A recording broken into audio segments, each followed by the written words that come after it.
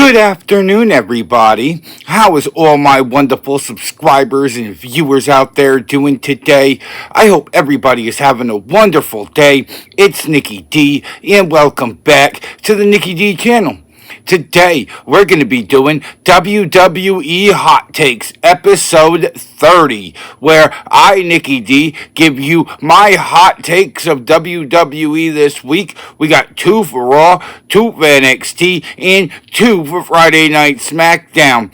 Don't forget to like the video, share the video on social media, and smash that subscribe button so you can be notified of when I drop my next video. Again, I hope everybody is having a wonderful day, and without further ado, let's get to our first hot take of the week. CM Punk versus Seth Rollins at Survivor Series would be epic.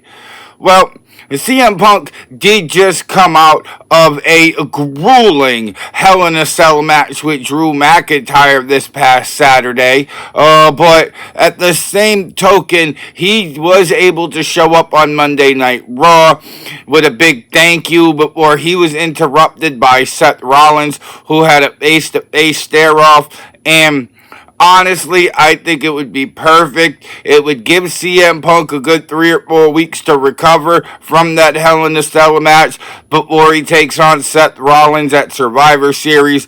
And it really brings their story full circle here, because when CM Punk returned at Survivor Series in 2023, Seth Rollins was not happy. He was irate. He was going ballistic.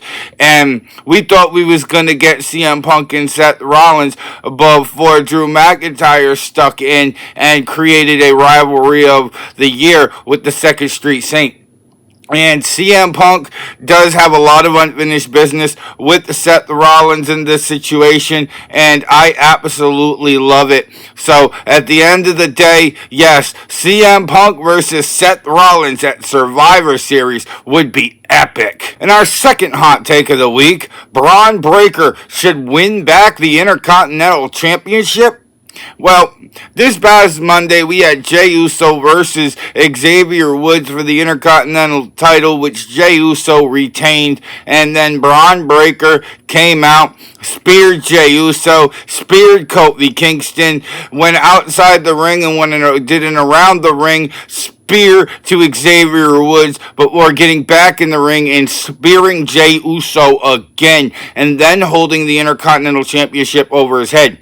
So that's what happened with Braun Breaker this past Monday. But I do think that Jey Uso is going to be needed to help Roman and Jimmy with the bloodline. So I do think that he should step up and help out his family. And I don't think he needs to hold the Intercontinental Championship to do so. He's going to be one piece in a huge cog that's going to be must-see regardless. So I think having Braun Breaker become Intercontinental Champion while Jey Uso handles his business with the bloodline would be great. It would allow Braun Breaker to show that he is still that unstoppable monster that WWE has been scripting him to be in 2024. So at the end of the day, yes, Braun Breaker should win back the Intercontinental Championship. And our third hot take of the week takes us down to NXT. Javon Evans is a future champion in WWE.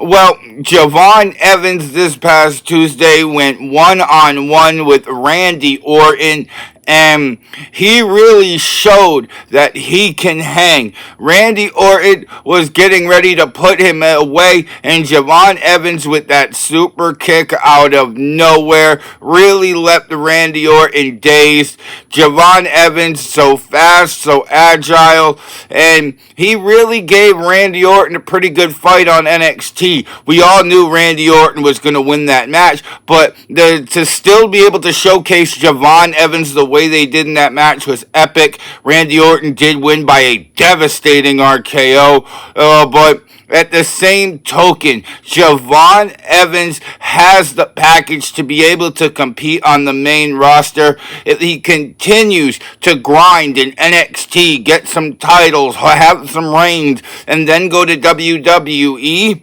Javon Evans will really strive in WWE when he finally gets up to the main roster. So at the end of the day, yes, Javon Evans is a future champion in WWE. And our fourth hot take of the week, Tony D'Angelo deserves to be NXT North American champion. Well, I was one of the first ones to be a little bit upset by this, and I love Tony D'Angelo, but to have Obafemi lose the North American Championship was honestly, I wasn't a fan of it. I do think Tony D'Angelo should have been the man to end his reign anyway, but I would have had it happen at Deadline or maybe even Stand and Deliver in 2025. I think that Obafemi deserves that kind of reign. He did have a great reign, the longest reign as NXT North American Champion, and Tony D'Angelo did take advantage of a lot of opportunities in their match this past Tuesday, and Tony D, just the faster of the two, getting the roll up in the 1, 2, 3, and Obafemi was shocked to lose the North American Championship. But Tony D'Angelo is really doing a great job at running the gauntlet. This is a man that's been the NXT Tag Team Champions. He's been the NXT Heritage Cup Champion. He is now the NXT North American Champion. And I really feel like it's only a matter of time until the Don becomes the NXT Champion. So at the end of the day, yes,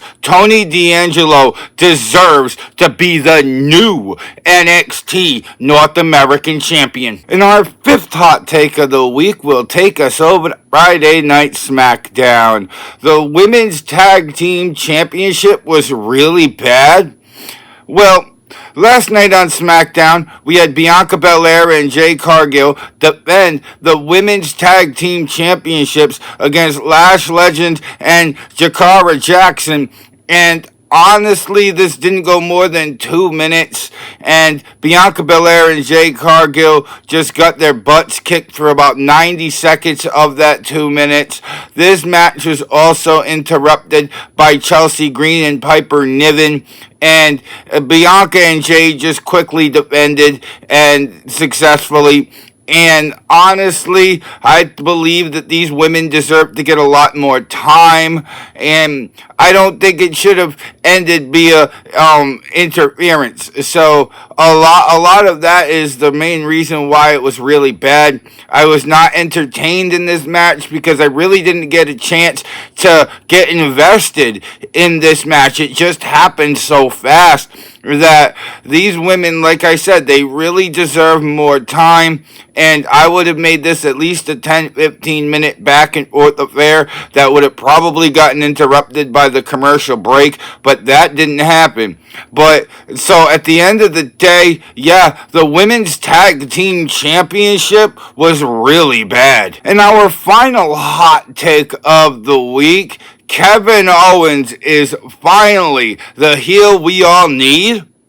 Well, Kevin Owens, right after Bad Blood, jumped to Cody Rhodes in the backstage area in Atlanta. And this past Friday, he came back trying to explain his actions and everything. He was suspended by WWE, and he ended up jumping Randy Orton towards the end of SmackDown backstage as well to confirm that he is now officially a heel. And honestly, I am here for it. Kevin Owens is his most brutal when he is a bad guy. He has no mercy, and that's exactly the attitude that Kevin Owens needs to go back to if he's going to find himself winning a championship. The 2015 Fight Owens Fight version of Kevin Owens was great for all of those reasons, and if he can incorporate his attitude and who he was in 2015 into this new heel character, we could see Kevin Owens finally becoming champion again. Kevin Owens is so such a treasure when it comes to his character when he is a bad guy. He says his best stuff when he is a bad guy. And honestly, Kevin Owens is the best version of himself as a bad guy. So at the end of the day, yes, Kevin Owens is finally the heel that we all need. And that was WWE Hot Takes episode 30. What's your hot take of the week? Let me know down in the comment section below. Don't forget to like the video, share the video on social media, and you made it all the way to the end of this video, go smash that subscribe button so you could be notified of when I drop my next video. And if you want to see some more of me, Nikki D, then go check out another one of my videos, because I got hours of content that'll keep you entertained well into the evening. With that being said, I hope all of y'all amazing people continue to have a wonderful day. I'm Nikki D. This is the Nikki D channel, and I will see all y'all beautiful people next time. Bye, y'all.